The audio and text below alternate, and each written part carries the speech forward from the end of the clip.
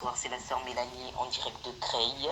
J'espère que tout le monde va bien. Oui, c'est vrai, ça fait un moment qu'on m'a pas écouté. Mais voilà, je suis de retour parmi vous et je voudrais partager avec vous comment marcher selon l'esprit de notre Seigneur. Je vous inviterai à prendre Galates 5, 16, 18 et je vais lire au nom de Jésus. Je dis donc, marchez selon l'esprit et vous n'accomplirez pas les désirs de la chair.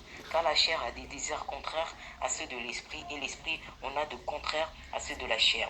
Ils sont opposés entre eux afin que vous ne fassiez point ce que vous voudrez.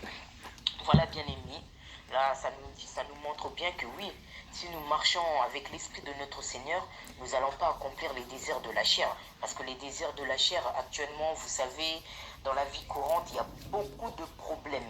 Il y a beaucoup de problèmes. Si nous observons les commandements du Seigneur et si nous avons l'esprit de notre Seigneur en nous, ça nous permettrait d'éviter beaucoup de choses.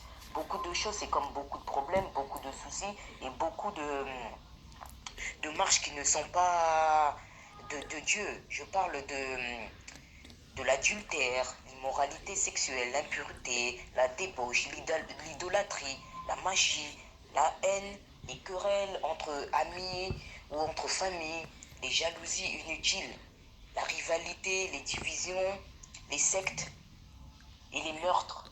Il y a beaucoup de meurtres, bien aimés, et, et l'alcool et tout ça, bien aimé. Voilà, parce que si nous marchons selon les désirs de la chair, eh ben, on rencontre toutes ces choses-là qui est dit. Mais le Seigneur Jésus-Christ nous dit, bien aimé, qu'il est, je suis le cep, vous êtes les serments. Celui qui demeure en moi et en qui je demeure porte beaucoup de fruits, car sans moi, vous ne pourrez rien faire. Demeurer en Christ est assez similaire à la marche selon l'esprit. Et c'est comme cela qu'on leur porte du fruit. Voilà, bien aimé dans le Seigneur. Voilà, c'est important de marcher selon la parole et d'avoir l'esprit de notre Seigneur Jésus-Christ. Parce que cette marche, vous savez, ça commence comment? Ça commence le jour où tu reçois Christ comme Seigneur et Sauveur dans ta vie, bien-aimé. Quand tu reçois Christ comme Sauveur et Seigneur dans ta vie, ah, gloire à Dieu, bien-aimé dans le Seigneur. Là, tu te retrouves avec son Saint-Esprit, avec le Saint-Esprit de Dieu. Là, ça parle. Ça permet de différencier certaines choses. Ça permet d'avoir aussi de la sagesse, l'intelligence et le discernement, bien aimé. Et ça permet aussi d'avoir une bonne marche. Parce qu'il est important aussi pour être en communion avec l'Esprit de Dieu, c'est de prier, bien aimé, c'est de prier. Et c'est d'aimer le Seigneur et de rentrer en communion avec ce Dieu, bien aimé, dans le Seigneur. Vous verrez que parfois vous aurez l'impression que vous êtes seul, mais non. Quand on a l'Esprit de Dieu, on n'est pas seul.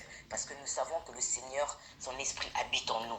Bien aimé dans le Seigneur, moi je vous encourage toujours à vraiment lire la Bible, c'est important, à beaucoup prier et à connaître le Dieu que nous servons, parce que quand nous faisons toutes ces choses-là, ça nous permettra de lutter contre les désirs de la chair. Moi-même qui vous parle, je vous dis toujours qu'on est là, on lutte tous les jours contre les désirs de la chair, parce que c'est ça qui font tomber beaucoup d'enfants de Dieu.